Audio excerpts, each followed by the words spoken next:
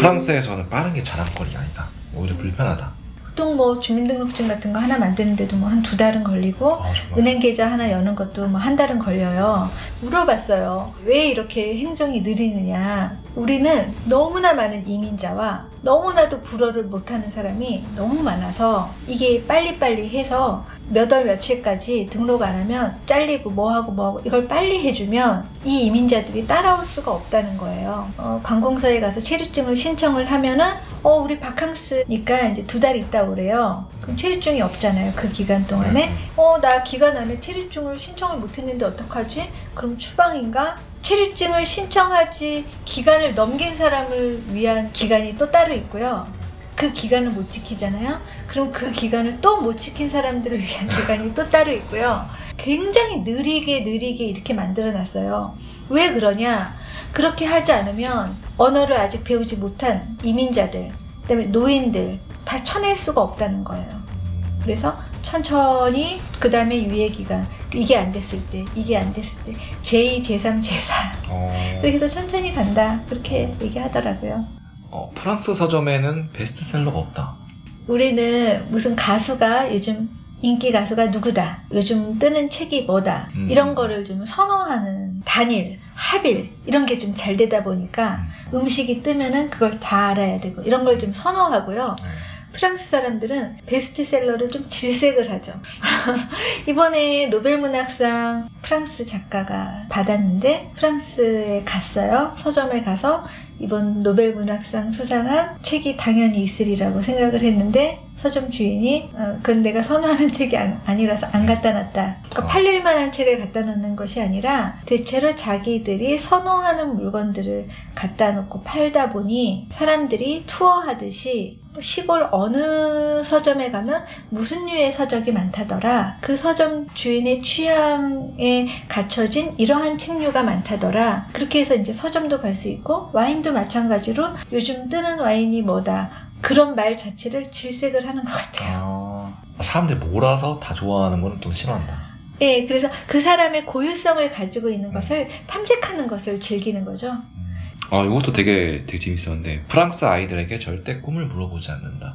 이게 지금 우리나라 시대랑도 좀 맞을 것 같아요. 제 엔잡러 시대잖아요. 음악가가 되려면 슈퍼에서 아르바이트를 하면서 음악가가 될 수도 있고 시인이 되고 싶으면 도배 일을 하면서 시를 쓸 수도 있어요. 나는 카페에서 일하는 게 꿈이야 이렇게 말해도 되거든요. 우리도 아나운서를 하다가 연예인을 하다가 작가를 하다가 직업이 계속 바뀌잖아요. 근데 아이들한테 무슨 직업을 할 거니? 이 뜻은 80년대에 어떤 회사에 들어가서 무엇으로 먹고 살 거니라는 뜻과 같은데 지금 그런 것이 좀 무의미해요. 그래서 아이들이 서너 개의 직업을 가지고 살 수 있는 시대이기 때문에 올바른 가치관으로 건강하게 살아가는 그 토대를 만들어주는 게 중요하지 무슨 직업을 가지기 위해서 그 기능을 지금 실컷 익혀봤자 10년 뒤에 그것이 로봇이 대체해버리면 안 되죠. 예, 그래서 그냥 어떤 일이든 행복하게 열심히 적성에 맞는 일을 할 수 있도록 가르쳐야 되는 거죠. 정답이 틀렸을 때 이제 프랑스와 한국의 어떤 분위기 차이가 좀 궁금합니다. 어학 연수할 때 선생님이 BOY, 보이를 이제 썼어요. 이게 무슨 뜻일까 하면은 다른 이제 서양 아이들은 책상이요, 물이요, 연필이요 이러면서 계속 발언을 해요. 근데 우리는 모르면 일단 말을 안 해요. 맞아. 맞는 말만 해야 된다고 생각을 하는 거예요. 한국 학생을 보면서 일본 학생도 그러더라고요. 맞느냐 틀렸느냐로 질문을 하는 그 교육을 받아와서 그런 것 같아요.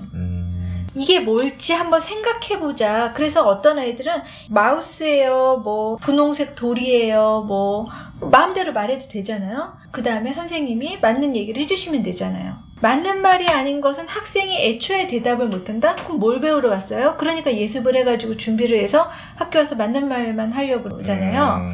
그걸 하려면 또 사교육을 시켜야 되고 더 따라가게. 네. 학교에서 좀 틀리면서 말하면 안 돼요? 쉽지 않겠다. 근데 그런 게 이제 엄청 뿌리 속에 있다 보니까 네, 저도 힘들어요. 저도 말을 못해요. 네. 쉽지 않겠다. 프랑스의 횡단보도를 건널 때 보면은 한국과 좀 차이점이 느껴지는 게 있으시다고. 근데 우리는 차가 오면은 사람들을 멈추게 하고 차를 보내고 다시 사람을 이제 건너게 하고 굉장히 익숙하시죠. 네. 근데 프랑스는 차와 사람이 있으면 빨간불일 때도 사람이 건너고 싶으면 차가 서야 돼요. 차는 무조건 서야 돼요. 왜 그러냐고 물어봤어요. 차들은 계속 기다려도 되고 사람은 마음대로 건너도 되냐. 그랬더니 차는 강하고 사람은 약하기 때문에 강자는 약자를 위해서 무조건 이제 기다려야 되는 원칙이다. 그래서 그들과 대화할 때마다 서로 다른 생각을 넓히는 데 도움이 됐어요. 전 이것도 되게 재밌었는데 한국 응시생 포트폴리오 모두 탈락했던 거, 이것도 어떻게 보면은 똑같았기 때문에. 프랑스 미대 입시와 한국 미대 입시는 근본적으로 좀 다른 부분이 많아요. 어느 나라가 더 좋다라고 말씀드릴 수는 없고 그냥 서로 다르다, 똘레랑스로 받아들이시면 좋을 것 같은데, 한국은 미대 입시가 일단 잘 그려야지 미대를 들어가죠. 네. 못 그린 그림과 잘 그린 그림이 있다면 잘 그린 그림이 미대를 들어가죠. 프랑스는 미술학원이 없어요. 미술로 유명한 나라인데 미술 대학에 들어갈 때 미대 입시 시험에서요, 어떤 학생이 종이를 이제 선생님이 다 나눠줬는데요, 한 학생이 그 종이에다 그림을 안 그리고 벽에다가 낙서를 하고 나왔는데 붙었어요. 일단 2시간 정도 자기가 왜 그림을 그리는지 인터뷰를 해요. 그림은 안 봐요. 우린 페인트공을 뽑는 게 아니다, 예술을 할 사람을 뽑는 것이다. 그렇기 때문에 이 그림을 보고 잘 그렸는지 못 그렸는지 그림을 보고 결정하는 것이 굉장히 이해가 안 된다고 해요. 그 사람이 어떤 사상으로 이제 했는지, 그 다음에 그림을 점점 잘 그리고 어떤 사람은 빛을 연구하고 어떤 사람은 뭐 무엇을 연구하고 이렇게 했지만은 계속 성장해 나가면서 더 잘 그리게 될 건데, 굳이 20살이라는 나이에 맞춰서 잘 그린 그림을 뽑으려면 훈련을 받아야 되고 거기에 비용이 들어가고 아이들이 생각할 시간을 뺏어버리는 거죠. 참 잘 그린 그림보다는 작가의 철학이 예술이라고 생각을 하기 때문에 잘 그린 그림을 뽑을 이유가 없죠. 저 답이 없다는 게 어떤 상황인지가 좀 궁금합니다. 프랑스는 토론이 생활 전반에 깔려 있어요. 우리처럼 토론 수업이라고 해서 주제를 정하고 그 시간에만 말하고 나머지 시간에는 토론을 안 한다. 이것이 좀 어색하고요. 프랑스는 토론의 역사라고 할 수 있는데요. 일단 정치 토론으로 왕정을 뒤집었고요. 혁명을 일으켰고, 문학을 토론으로 했고, 자신의 나라의 역사들을 토론으로 이제 바꿔왔기 때문에 사실 토론이라는 단어도 모를 거예요. 아, 이거 한 잔 드세요.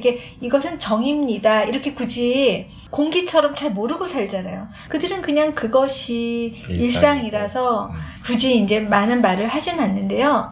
프랑스는 결혼을 한다 하면은 일단 부부 공동의 계좌가 열려요. 그래서 생활비를 우리 얼마씩 넣어서 얼마씩 쓸까? 이런 것들이 그렇게 불편하지 않게 얘기해야 되고요. 그리고 내 개인 재산이 뭐 한 10억이 있는데 그냥 내 거다.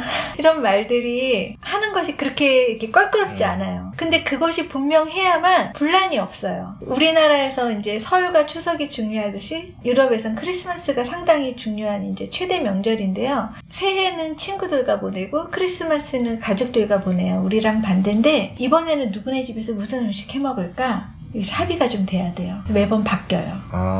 네, 이번에는 아빠 쪽에 첫 번째 부인의 집에서 보낼까? 이러한 사람들끼리 만날까? 어느 정도 그게 합의가 좀 돼야 돼요. 그 과정도 어떻게 보면 토론이네요. 그렇죠. 네. 명절 토론, 결혼 토론, 교육도 그렇고 인생도 그렇고. 근데 거기에는 정답이 없잖아요. 그게 그렇죠. 최고는 아니잖아요.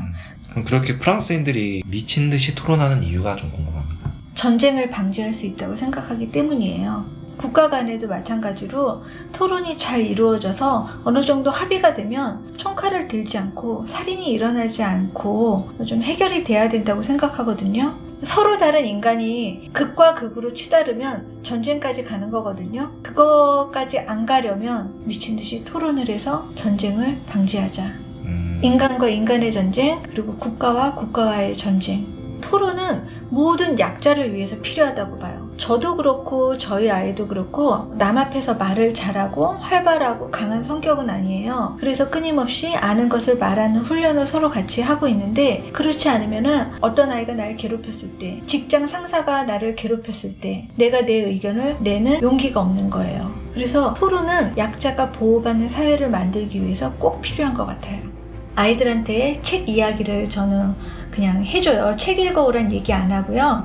모파상의 목걸이는 이런 책인데 여기서는 뭐 허영심을 걷어내라는 이야기야. 그러면서 너는 뭐 어느 때 너 허영심을 느끼니? 이렇게 그냥 아이들이랑 얘기하거든요. 한 5분 정도? 5분 안팎으로 제가 수업했던 거, 강의했던 내용 유튜브로 최근에 좀 저장을 해놓기 시작했으니까 들어보셔도 좋을 것 같아요.